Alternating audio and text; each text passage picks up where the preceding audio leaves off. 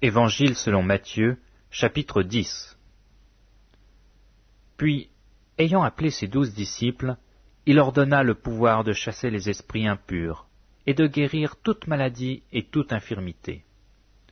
Voici les noms des 12 apôtres. Le premier, Simon, appelé Pierre, et André son frère. Jacques, fils de Zébédée, et Jean son frère.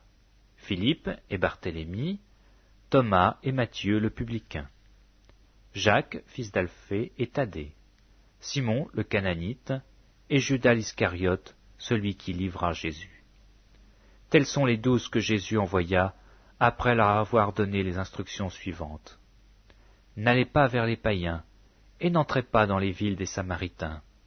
Allez plutôt vers les brebis perdues de la maison d'Israël. Allez, prêchez et dites, le royaume des cieux est proche. Guérissez les malades, ressuscitez les morts, purifiez les lépreux, chassez les démons. Vous avez reçu gratuitement, donnez gratuitement. Ne prenez ni or, ni argent, ni monnaie dans vos ceintures, ni sac pour le voyage, ni de tunique, ni souliers, ni bâton, car l'ouvrier mérite sa nourriture. Dans quelque ville ou village que vous entriez, informez-vous s'il s'y trouve quelque homme digne de vous recevoir, et demeurez chez lui jusqu'à ce que vous partiez. En entrant dans la maison, saluez-la, et si la maison en est digne, que votre paix vienne sur elle. Mais si elle n'en est pas digne, que votre paix retourne à vous. Lorsqu'on ne vous recevra pas, et qu'on n'écoutera pas vos paroles, sortez de cette maison ou de cette ville, et secouez la poussière de vos pieds. Je vous le dis en vérité, au jour du jugement, le pays de Sodome et de Gomorrhe sera traité moins rigoureusement que cette ville-là. Voici, je vous envoie comme des brebis au milieu des loups. Soyez donc prudents comme les serpents et simples comme les colombes. Mettez-vous en garde contre les hommes, car ils vous livreront aux tribunaux, et ils vous battront de verges dans leurs synagogues. Vous serez menés à cause de moi devant des gouverneurs et devant des rois, pour servir de témoignage à eux et aux païens. Mais quand on vous livrera, ne vous inquiétez pas, ni de la manière dont vous parlerez, ni de ce que vous direz. Ce que vous aurez à dire vous sera donné à l'heure même. Car ce n'est pas vous qui parlerez, c'est l'Esprit de votre Père qui parlera en vous. Le frère livrera son frère à la mort, et le père son enfant. Les enfants se soulèveront contre leurs parents et les feront mourir. Vous serez haïs de tous à cause de mon nom, mais celui qui persévérera jusqu'à la fin sera sauvé. Quand on vous persécutera dans une ville, fuyez dans une autre. Je vous le dis en vérité, vous n'aurez pas achevé de parcourir les villes d'Israël que le Fils de l'homme sera venu.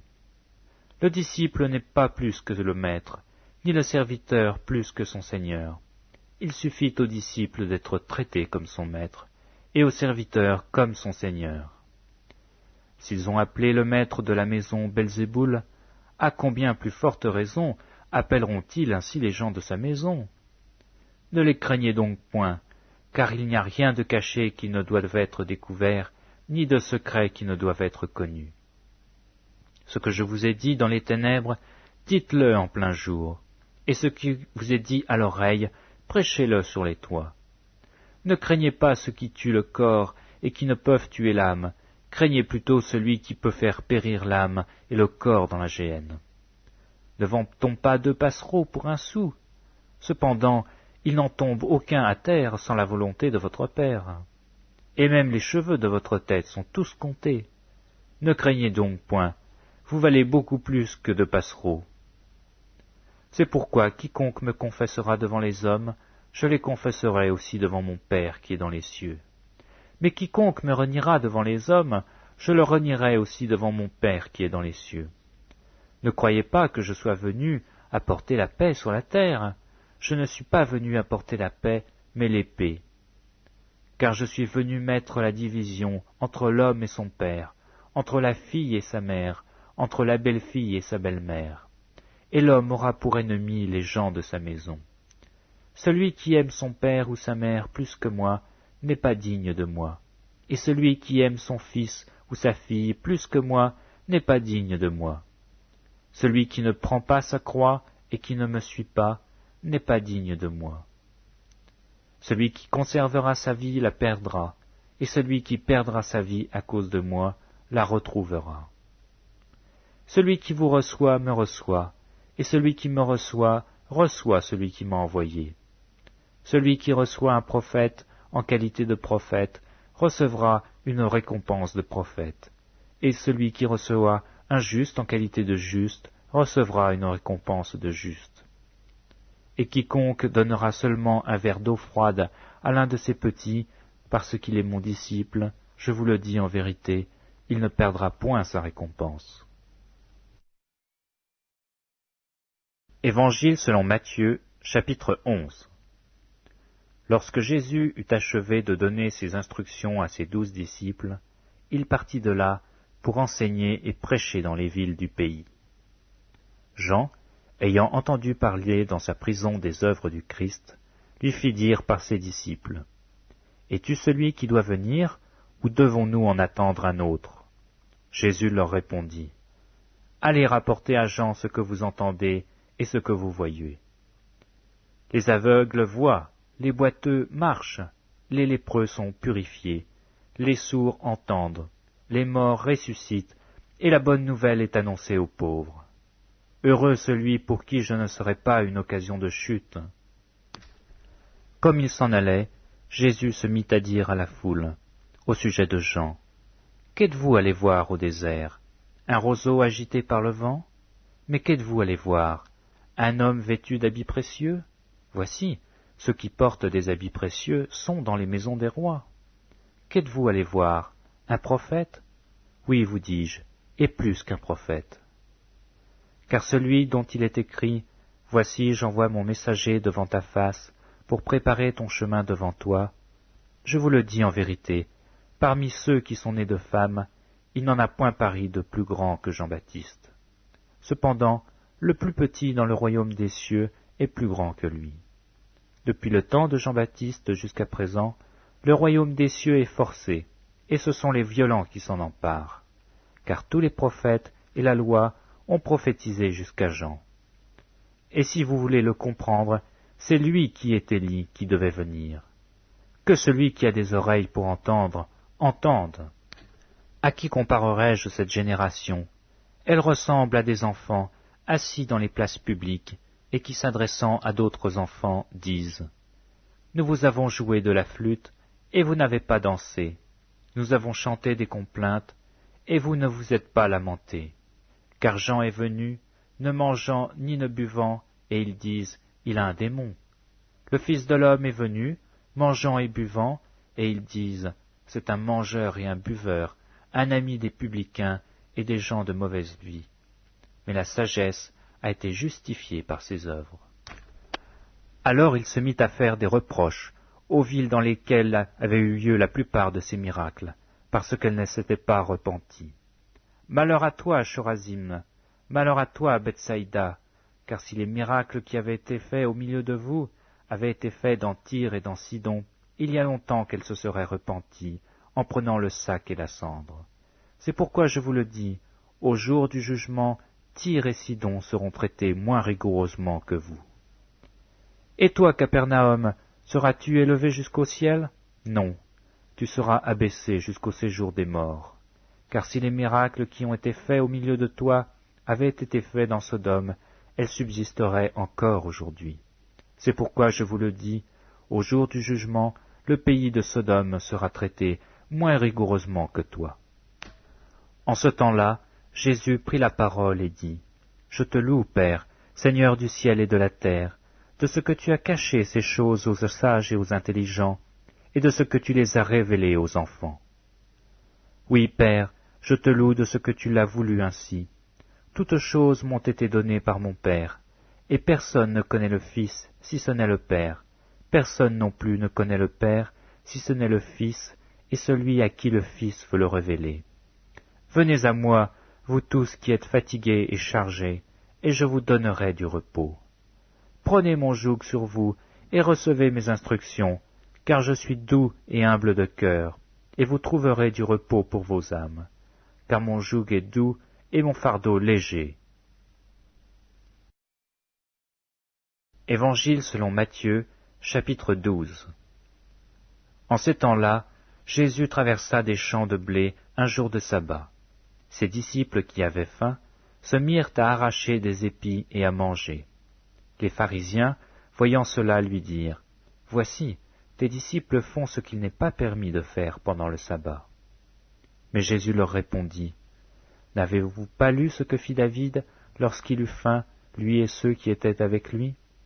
Comment il entra dans la maison de Dieu et mangea les pains de proposition, qu'il ne lui était pas permis de manger, non plus qu'à ceux qui étaient avec lui et qui étaient réservés aux sacrificateurs seuls.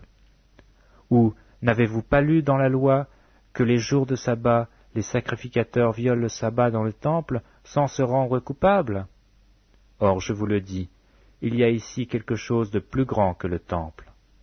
Si vous saviez ce que signifie « je prends plaisir à la miséricorde et non au sacrifice », vous n'auriez pas condamné des innocents, car le Fils de l'homme est maître du sabbat.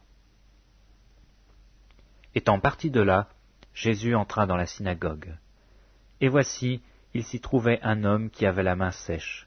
Ils demandèrent à Jésus, « Est-il permis de faire une guérison les jours du sabbat ?» C'était afin de pouvoir l'accuser. Il leur répondit, « Lequel d'entre vous, s'il n'a qu'une brebis et qu'elle tombe dans une fosse le jour du sabbat, ne la saisira pour l'en retirer? Combien un homme ne vaut-il pas plus qu'une brebis?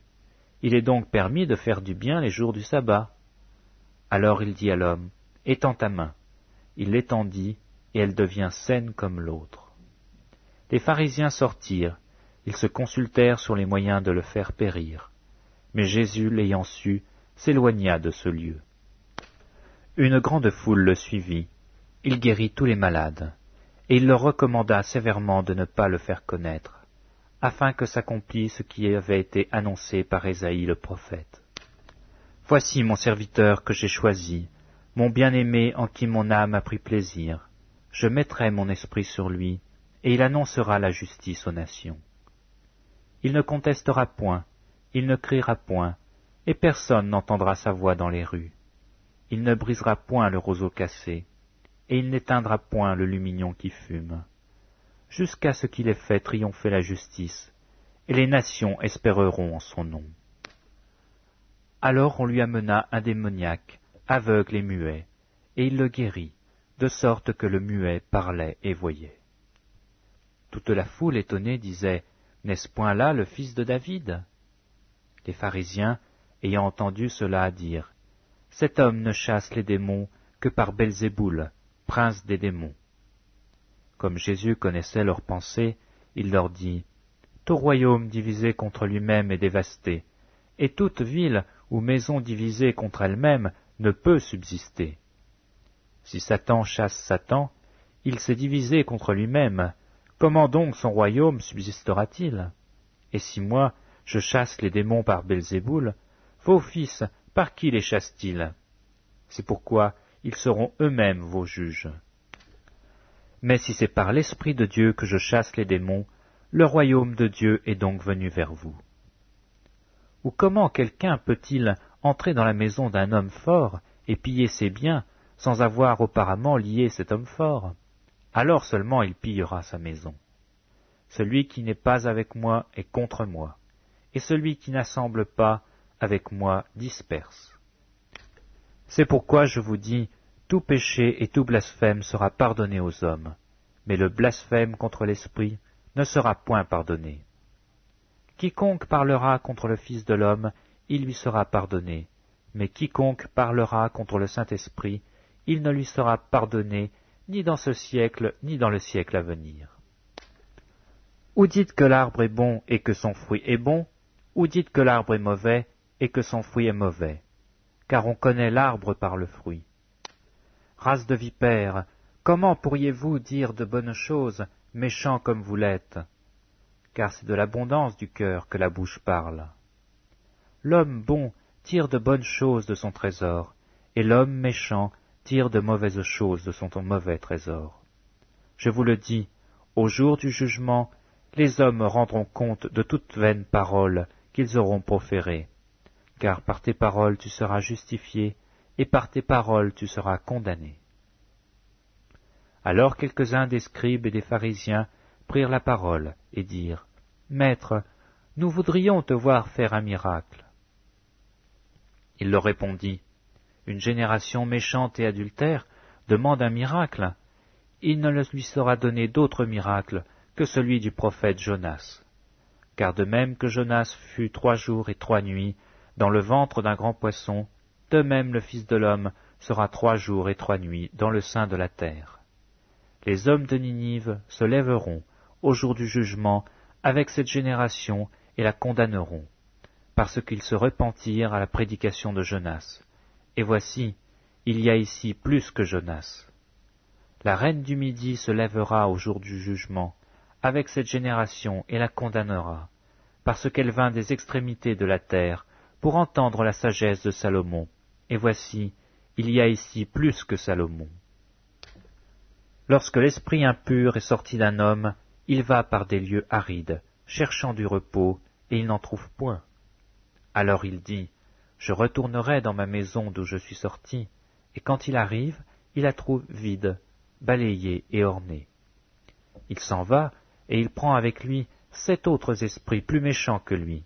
Ils entrent dans la maison, s'y établissent, et la dernière condition de cet homme est pire que la première. Il en sera de même pour cette génération méchante. Comme Jésus s'adressait encore à la foule, voici, sa mère et ses frères qui étaient dehors cherchèrent à lui parler. Quelqu'un lui dit, « Voici, ta mère et tes frères sont dehors, et ils cherchent à te parler. » Mais Jésus répondit à celui qui le lui disait, « Qui est ma mère, et qui sont mes frères ?» Puis étendant la main sur ses disciples, il dit, « Voici ma mère et mes frères. Car quiconque fait la volonté de mon Père qui est dans les cieux, celui-là est mon frère, et ma sœur, et ma mère. » Évangile selon Matthieu, chapitre 13. Ce même jour, Jésus sortit de la maison et s'assit au bord de la mer. Une grande foule s'étant assemblée auprès de lui, il monta dans une barque, et il s'assit. Toute la foule se tenait sur le rivage. Il leur parla en paraboles sur beaucoup de choses, et il dit, « Un semeur sortit pour semer. Comme il semait, une partie de la semence tomba le long du chemin. Les oiseaux vinrent et la mangèrent. Une autre partie tomba dans les endroits pierreux, où elle n'avait pas beaucoup de terre. Elle leva aussitôt, parce qu'elle ne trouva pas un sol profond. Puis quand le soleil parut, elle fut brûlée et sécha, faute de racines. Une autre partie tomba parmi les épines montèrent et l'étouffèrent. Une autre partie tomba dans la bonne terre. Elle donna du fruit, un grain 100, un autre 60, un autre 30. Que celui qui a des oreilles pour entendre, entende. » Les disciples approchèrent et lui dirent, « Pourquoi leur parles-tu en paraboles ?» Jésus leur répondit, « Parce qu'il vous a été donné de connaître les mystères du royaume des cieux, et que cela ne leur a pas été donné. Car on donnera à celui qui a, et il sera dans l'abondance, mais à celui qui n'a pas, on ôtera même ce qu'il a. C'est pourquoi je leur parle en paraboles, parce qu'en voyant, ils ne voient point, et qu'en entendant, ils n'entendent ni ne comprennent. Et pour eux s'accomplit cette prophétie d'Isaïe. Vous entendrez de vos oreilles, et vous ne comprendrez point. Vous regarderez de vos yeux, et vous ne verrez point. Car le cœur de ce peuple est devenu insensible. Ils ont endurci leurs oreilles, et ils ont fermé leurs yeux, de peur qu'ils ne voient de leurs yeux, qu'ils n'entendent dans leurs oreilles, qu'ils ne comprennent dans leur cœur, qu'ils ne se convertissent, et que je ne les guérisse. Mais heureux sont vos yeux, parce qu'ils voient, et vos oreilles, parce qu'elles entendent. Je vous le dis en vérité, beaucoup de prophètes et de justes ont désiré voir ce que vous voyez, et ne l'ont pas vu, entendre ce que vous entendez, et ne l'ont pas entendu. Vous donc, écoutez ce que signifie la parabole du semeur. Lorsqu'un homme écoute la parole du royaume et ne la comprend pas, le malin vient et enlève ce qui a été semé dans son cœur. Cet homme est celui qui a reçu la semence le long du chemin. Celui qui a reçu la semence dans les endroits pierreux, c'est celui qui entend la parole et la reçoit aussitôt avec joie. Mais il n'a pas de racine en lui-même, il manque de persistance, et dès que survient une tribulation ou une persécution à cause de la parole, il y trouve une occasion de chute. Celui qui a reçu la semence parmi les épines, c'est celui qui entend la parole, mais en qui les soucis du siècle et la séduction des richesses étouffent cette parole et la rendent infructueuse. Celui qui a reçu la semence dans la bonne terre, c'est celui qui entend la parole et la comprend.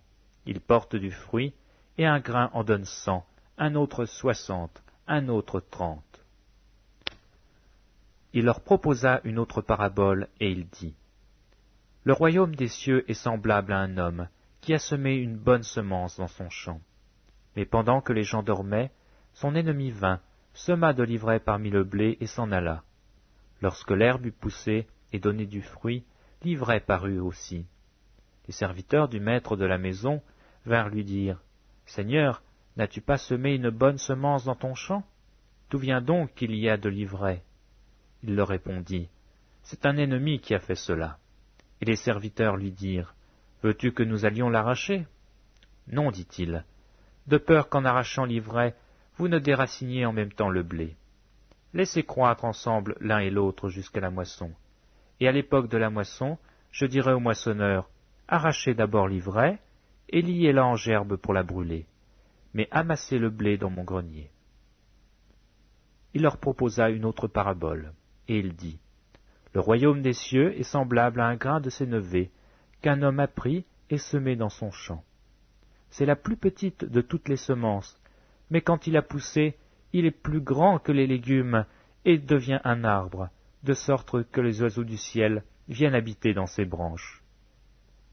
Il leur dit cette autre parabole, Le royaume des cieux est semblable à du levain qu'une femme a pris et mis dans 3 mesures de farine, jusqu'à ce que la pâte soit toute levée. Jésus dit à la foule toutes ces choses en parabole, et il ne lui parlait point sans parabole, afin que s'accomplisse ce qui avait été annoncé par le prophète.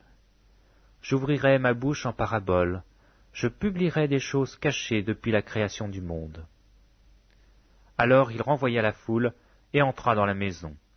Ses disciples approchèrent de lui et dirent, « Explique-nous la parabole de l'ivraie et du champ. » Il répondit, « Celui qui sème la bonne semence, c'est le Fils de l'homme.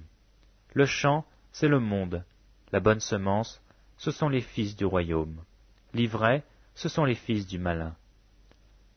L'ennemi qui l'a semé, c'est le diable. La moisson, c'est la fin du monde. Les moissonneurs, ce sont les anges. Or, comme on arrache l'ivraie et qu'on la jette au feu, il en sera de même à la fin du monde. Le Fils de l'homme enverra ses anges, qui arracheront de son royaume tous les scandales et ceux qui commettent l'iniquité. Et ils jetteront dans la fournaise ardente, où il y aura des pleurs et des grincements de dents. Alors les justes resplendiront comme le soleil dans le royaume de leur Père. Que celui qui a des oreilles pour entendre, entende. Le royaume des cieux est encore semblable à un trésor caché dans un champ. L'homme qui l'a trouvé le cache, et dans sa joie, il va vendre tout ce qu'il a et achète ce champ. Le royaume des cieux est encore semblable à un marchand qui cherche de belles perles. Il a trouvé une perle de grand prix, et il est allé vendre tout ce qu'il avait, et il l'a achetée. Le royaume des cieux est encore semblable à un filet jeté dans la mer, et ramassant des poissons de toute espèce. Quand il est rempli, les pêcheurs le tirent, et après s'être assis sur le rivage, ils mettent dans des vases ce qui est bon, et ils jettent ce qui est mauvais. Il en sera de même à la fin du monde. Les anges viendront séparer les méchants d'avec les justes, et ils les jetteront dans la fournaise ardente, où il y aura des pleurs et des grincements de dents. Avez-vous compris toutes ces choses? Oui, répondirent-ils. Et il leur dit, c'est pourquoi tout scribe instruit de ce qui regarde le royaume des cieux est semblable à un maître de maison qui tire de son trésor des choses nouvelles et des choses anciennes. Lorsque Jésus eut achevé ses paraboles, il partit de là. S'étant rendu dans sa patrie, il enseignait dans la synagogue, de sorte que ceux qui l'entendirent étaient étonnés et disaient, « D'où viennent cette sagesse et ces miracles? N'est-ce pas le fils du charpentier? N'est-ce pas Marie qui est sa mère? Jacques, Joseph, Simon et Jude ne sont-ils pas ses frères? Et ses sœurs ne sont-elles pas toutes parmi nous? D'où lui viennent donc toutes ces choses? Et il était pour eux une occasion de chute.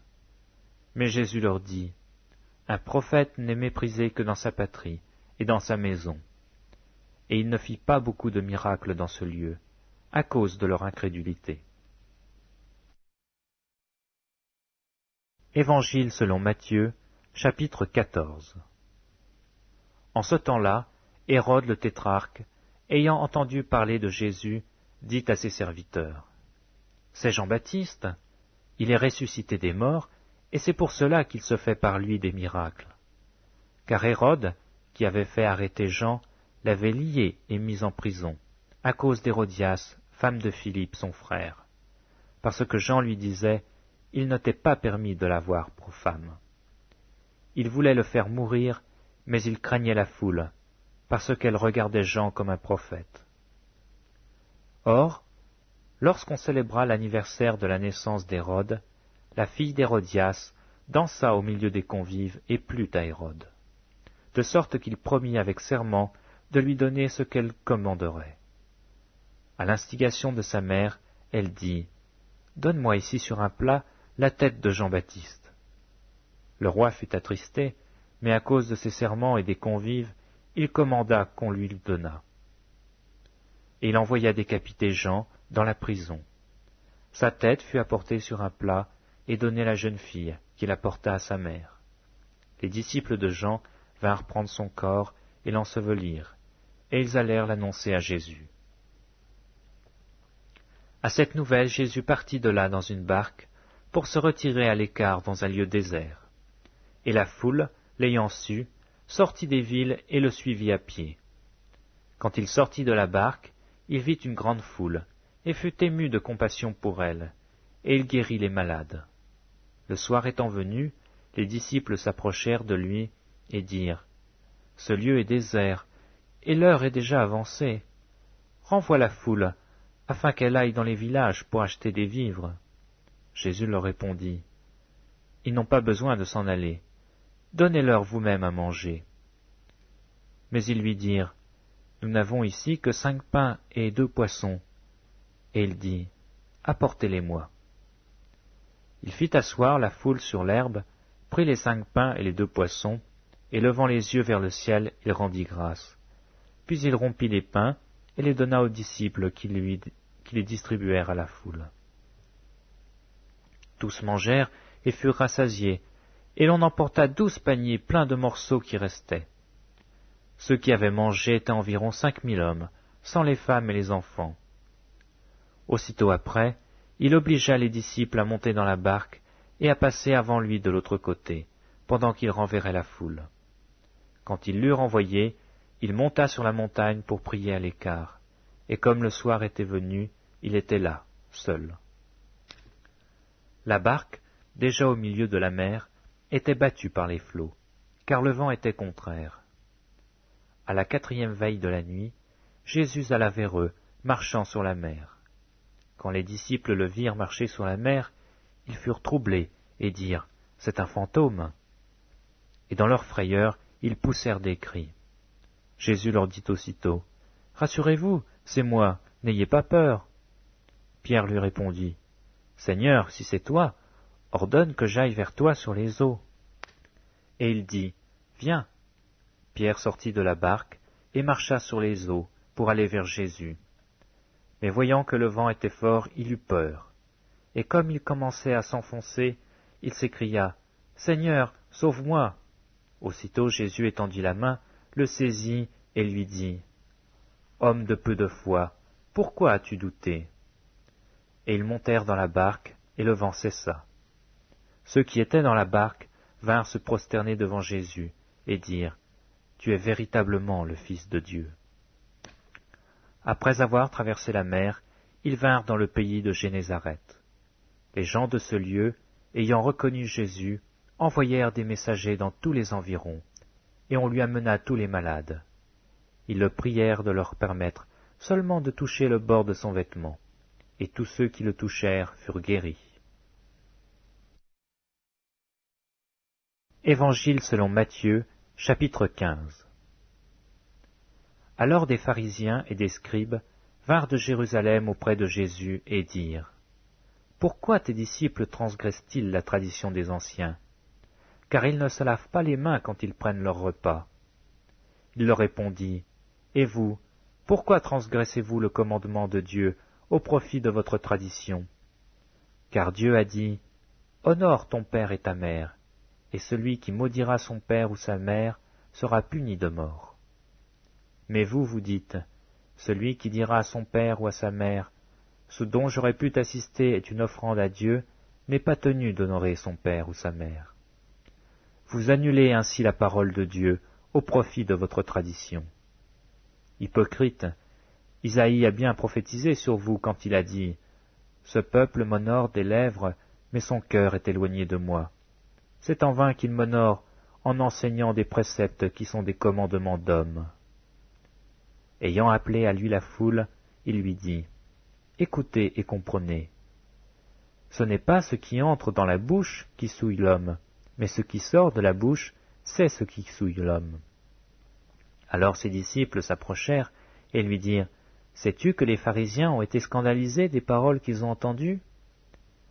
Il répondit : Toute plante que n'a pas plantée mon Père céleste sera déracinée. Laissez-les, ce sont des aveugles qui conduisent des aveugles. Si un aveugle conduit un aveugle, ils tomberont tous deux dans une fosse. Pierre, prenant la parole, lui dit : Explique-nous cette parabole. Et Jésus lui dit : Vous aussi, êtes-vous encore sans intelligence ? Ne comprenez-vous pas que tout ce qui entre dans la bouche va dans le ventre, puis est rejeté dans les lieux secrets ? Mais ce qui sort de la bouche vient du cœur, et c'est ce qui souille l'homme. Car c'est du cœur que viennent les mauvaises pensées, les meurtres, les adultères, les impudicités, les vols, les faux témoignages, les calomnies. Voilà les choses qui souillent l'homme. Mais manger sans s'être lavé les mains, cela ne souille point l'homme. Jésus, étant parti de là, se retira dans le territoire de Tyr et de Sidon. Et voici une femme cananéenne, qui venait de ces contrées, lui cria : Aie pitié de moi, Seigneur, fils de David, ma fille est cruellement tourmentée par le démon. Il ne lui répondit pas un mot, et ses disciples s'approchèrent et lui dirent avec instance : Renvoie-la, car elle crie derrière nous. Il répondit : Je n'ai été envoyé qu'aux brebis perdues de la maison d'Israël. Mais elle vint se prosterner devant lui, disant : Seigneur, secours-moi. Il répondit : Il n'est pas bien de prendre le pain des enfants et de le jeter aux petits chiens. Oui, Seigneur, dit-elle, mais le petit chien mange les miettes qui tombent de la table de leur maître. Alors Jésus lui dit : Femme, ta foi est grande, qu'il te soit fait comme tu veux. Et à l'heure même sa fille fut guérie. Jésus quitta ces lieux et vint près de la mer de Galilée. Étant monté sur la montagne, il s'y assit. Alors s'approcha de lui une grande foule, ayant avec elle des boiteux, des aveugles, des muets, des estropiés, et beaucoup d'autres malades. On les mit à ses pieds, et il les guérit. En sorte que la foule était dans l'admiration de voir que les muets parlaient, que les estropiés étaient guéris, que les boiteux marchaient, que les aveugles voyaient, et elle glorifiait le Dieu d'Israël. Jésus, ayant appelé ses disciples, dit : Je suis ému de compassion pour cette foule, car voilà 3 jours qu'ils sont près de moi, et ils n'ont rien à manger. Je ne veux pas les renvoyer à jeun, de peur que les forces ne leur manquent en chemin. Les disciples lui dirent : Comment nous procurer dans ce lieu désert assez de pain pour rassasier une si grande foule ? Jésus leur demanda : Combien avez-vous de pain ? 7, répondirent-ils, et quelques petits poissons. Alors il fit asseoir la foule par terre, prit les 7 pains et les poissons, et après avoir rendu grâce, il les rompit, il les donna à ses disciples, qui les distribuèrent à la foule. Tous mangèrent et furent rassasiés, et l'on emporta 7 corbeilles pleines des morceaux qui restaient. Ceux qui avaient mangé étaient 4000 hommes, sans les femmes et les enfants. Ensuite, il renvoya la foule, monta dans la barque, et se rendit dans la contrée de Magadan. Évangile selon Matthieu, chapitre 16. Les pharisiens et les sadducéens abordèrent Jésus et pour l'éprouver, lui demandèrent de leur faire voir un signe venant du ciel. Jésus leur répondit, « Le soir vous dites, il fera beau, car le ciel est rouge. Et le matin, il y aura de l'orage aujourd'hui, car le ciel est d'un rouge sombre. Vous savez discerner l'aspect du ciel, et vous ne pouvez discerner les signes des temps. Une génération méchante et adultère demande un miracle, et il ne lui sera donné d'autre miracle que celui de Jonas. » Puis il les quitta et s'en alla. Les disciples, en passant à l'autre bord, avaient oublié de prendre des pains. Jésus leur dit, « Gardez-vous avec soin du levain des pharisiens et des sadducéens. » Les disciples raisonnaient en eux-mêmes et disaient, « C'est parce que nous n'avons pas pris de pain. » Jésus, l'ayant connu, dit, « Pourquoi raisonnez-vous en vous-même, gens de peu de foi, sur ce que vous n'avez pas pris de pain? Êtes-vous encore sans intelligence? Et ne vous rappelez-vous plus les 5 pains des 5000 hommes? Et combien de paniers vous avez emportés? Ni les 7 pains des 4000 hommes, et combien de corbeilles vous avez emportés? Comment? Ne comprenez-vous pas que ce n'est pas au sujet de pain que je vous ai parlé? Gardez-vous du levain des pharisiens et des sadducéens. » Alors ils comprirent que ce n'était pas du levain du pain qu'il avait dit de se garder, mais de l'enseignement des pharisiens et des sadducéens. Jésus, étant arrivé dans les territoires de Césarée et de Philippe, demanda à ses disciples, « Qui dit-on que je suis, moi, le Fils de l'homme » Ils répondirent, « Les uns disent que tu es Jean-Baptiste, les autres Élie, les autres Jérémie ou l'un des prophètes. » Et vous, leur dit-il, qui dites-vous que je suis? Simon-Pierre répondit, tu es le Christ, le Fils du Dieu vivant. Jésus, reprenant la parole, lui dit, tu es heureux, Simon, fils de Jonas, car ce ne sont pas la chair et le sang qui t'ont révélé cela, mais c'est mon Père qui est dans les cieux. Et moi je te dis que tu es Pierre, et que sur cette pierre je bâtirai mon Église, et que les portes du séjour des morts ne prévaudront point contre elle. Je te donnerai les clés du royaume des cieux. Ce que tu lieras sur la terre sera lié dans les cieux, et ce que tu délieras sur la terre sera délié dans les cieux. Alors il recommanda aux disciples de ne dire à personne qu'il était le Christ. Dès lors Jésus commença à faire connaître à ses disciples qu'il fallait qu'il allât à Jérusalem, qu'il souffrit beaucoup de la part des anciens, des principaux sacrificateurs et des scribes, qu'il fut mis à mort et qu'il ressuscita le 3e jour. Pierre, l'ayant pris à part, se mit à le reprendre et dit « À Dieu ne plaise, Seigneur, cela ne t'arrivera pas. » Mais Jésus, se retournant, dit « Arrière de moi, Satan, tu mets en scandale, car tes pensées ne sont pas les pensées de Dieu, mais celles des hommes. » Alors Jésus dit à ses disciples, « Si quelqu'un veut venir après moi, qu'il renonce à lui-même, qu'il se charge de sa croix, et qu'il me suive. Car celui qui voudra sauver sa vie la perdra, mais celui qui la perdra à cause de moi la trouvera. Et que servirait-il à un homme de gagner tout le monde s'il perdait son âme? Ou que donnerait-il à un homme en échange de son âme? Car le Fils de l'homme doit venir dans la gloire de son Père avec ses anges. Et alors il rendra à chacun selon ses œuvres. Je vous le dis en vérité, quelques-uns de ceux qui sont ici ne mourront point, qu'ils n'aient vu le Fils de l'homme venir dans son règne. » Évangile selon Matthieu, chapitre 17. 6 jours après, Jésus prit avec lui Pierre, Jacques et Jean son frère, et il les conduit à l'écart sur une haute montagne. Il fut transfiguré devant eux. Son visage resplendit comme le soleil, et ses vêtements devinrent blancs comme la lumière. Et voici Moïse et Élie leur apparurent, s'entretenant avec lui. Pierre, prenant la parole, dit à Jésus, « Seigneur, il est bon que nous soyons ici. Si tu le veux, je dresserai ici 3 tentes, une pour toi, une pour Moïse et une pour Élie. » Comme il parlait encore, une nuée lumineuse les couvrit, et voici, une voix fit entendre de la nuée ces paroles. « Celui-ci est mon Fils bien-aimé, en qui j'ai mis toute mon affection. Écoutez-le. » Lorsqu'ils entendirent cette voix, les disciples tombèrent sur leurs faces et furent saisis d'une grande frayeur. Mais Jésus, s'approchant, les toucha et dit, « Levez-vous et n'ayez pas peur. » Ils levèrent les yeux et ne virent que Jésus seul. Comme ils descendaient de la montagne, Jésus leur donna cet ordre, « Ne parlez à personne de cette vision, jusqu'à ce que le Fils de l'homme soit ressuscité des morts. » Les disciples lui firent cette question, « Pourquoi donc les scribes disent-ils qu'Élie doit venir premièrement ?» Il répondit, « Il est vrai qu'Élie doit venir et rétablir toutes choses, mais je vous dis qu'Élie est déjà venu, et ils ne l'ont pas reconnu, et qu'ils l'ont traité comme ils l'ont voulu.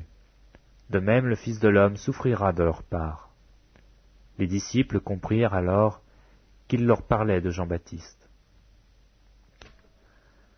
Lorsqu'ils furent arrivés près de la foule, un homme vint se jeter à genoux devant Jésus et dit, « Seigneur, aie pitié de mon fils qui est lunatique et qui souffre cruellement. Il tombe souvent dans le feu et souvent dans l'eau. Je l'ai amené à tes disciples, et ils n'ont pu le guérir. » « Race incrédule et perverse, répondit Jésus, jusqu'à quand serai-je avec vous? Jusqu'à quand vous supporterai-je? Amenez-le-moi ici.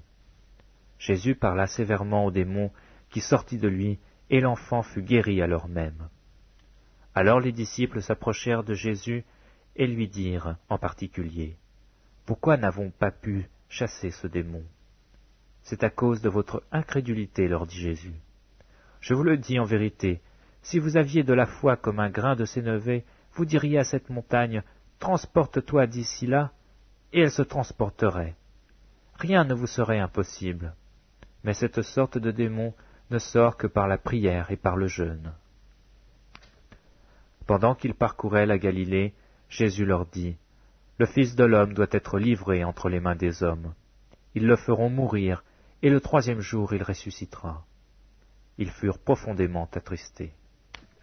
Lorsqu'ils arrivèrent à Capernaum, ceux qui percevaient les 2 drachmes s'adressèrent à Pierre et lui dirent, « Votre maître ne paie-t-il pas les 2 drachmes » ?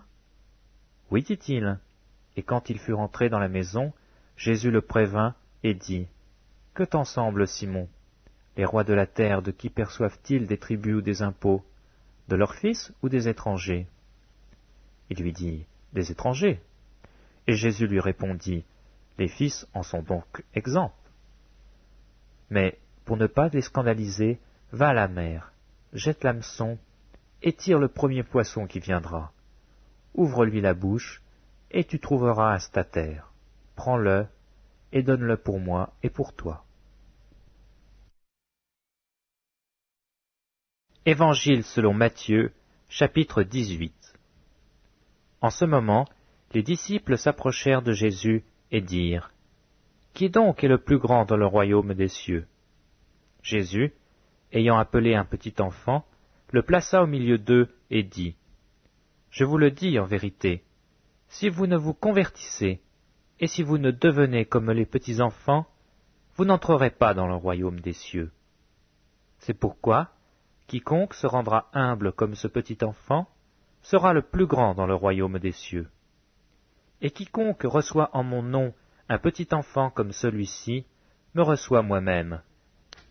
Mais si quelqu'un scandalisait un de ces petits qui croient en moi, il vaudrait mieux pour lui qu'on suspendît à son cou une meule de moulin et qu'on le jetât au fond de la mer. Malheur au monde à cause des scandales, car il est nécessaire qu'il arrive des scandales, mais malheur à l'homme par qui le scandale arrive. Si ta main ou ton pied est pour toi une occasion de chute, coupe-les et jette-les loin de toi.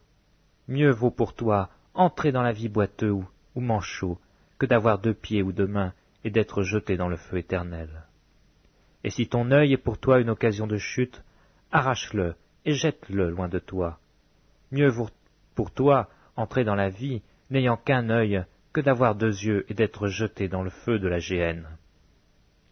Gardez-vous de mépriser un de ces petits, car je vous dis que leurs anges dans les cieux voient continuellement la face de mon Père qui est dans les cieux. Car le Fils de l'homme est venu sauver ce qui était perdu. Que vous en semble, si un homme a 100 brebis, et que l'une d'entre elles s'égare, ne laisse-t-il pas les 99 autres sur les montagnes pour aller chercher celle qui s'est égarée? Et s'il la retrouve, je vous le dis en vérité, elle lui cause plus de joie que les 99 qui ne se sont pas égarés. De même, ce n'est pas la volonté de votre Père qui est dans les cieux, qu'il se perde un seul de ses petits. Si ton frère a péché, va et reprends-le entre toi et lui seul. S'il t'écoute, tu as gagné ton frère. Mais s'il ne t'écoute pas, prends avec toi une ou deux personnes, afin que toute l'affaire se règle sur la déclaration de 2 ou 3 témoins. S'il refuse de les écouter, dis-le à l'Église. Et s'il refuse aussi d'écouter l'Église, qu'il soit pour toi comme un païen et un publicain. Je vous le dis en vérité, tout ce que vous lirez sur la terre sera lié dans le ciel, et tout ce que vous délierez sur la terre sera délié dans le ciel. Je vous dis encore que si 2 d'entre vous s'accordent sur la terre pour demander une chose quelconque, elle leur sera accordée par mon Père qui est dans les cieux. Car là où 2 ou 3 sont assemblés en mon nom, je suis au milieu d'eux. Alors Pierre s'approcha de lui et dit, « Seigneur, combien de fois pardonnerai-je à mon frère lorsqu'il péchera contre moi? Sera-ce jusqu'à 7 fois ?»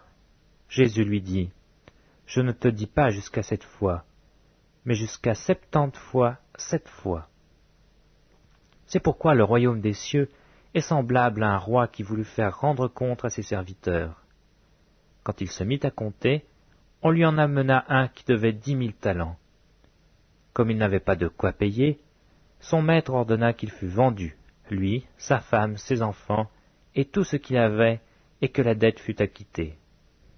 Le serviteur, se jetant à terre, se prosterna devant lui et dit, « Seigneur, aie patience envers moi, et je te payerai tout. » Ému de compassion, le maître de ce serviteur le laissa aller, et lui remit la dette. Après qu'il fut sorti, ce serviteur rencontra un de ses compagnons, qui lui devait 100 deniers. Il le saisit et l'étranglait en disant, « Paie ce que tu dois. » Son compagnon, se jetant à terre, le suppliait, disant, « Aie patience envers moi, et je te paierai. » Mais l'autre ne voulut pas, et il alla le jeter en prison, jusqu'à ce qu'il eût payé ce qu'il devait. Ses compagnons, ayant vu ce qui était arrivé, furent profondément attristés. Ils allèrent raconter à leur maître tout ce qui s'était passé. Alors le maître fit appeler ce serviteur et lui dit, « Méchant serviteur, je t'avais remis en entier ta dette parce que tu m'avais supplié. Ne devais-tu pas aussi avoir pitié de ton compagnon, comme j'ai eu pitié de toi ?» Et son maître, irrité, le livra au bourreau, jusqu'à ce qu'il eût payé tout ce qu'il devait. C'est ainsi que mon Père céleste vous traitera, si chacun de vous ne pardonne à son frère de tout son cœur.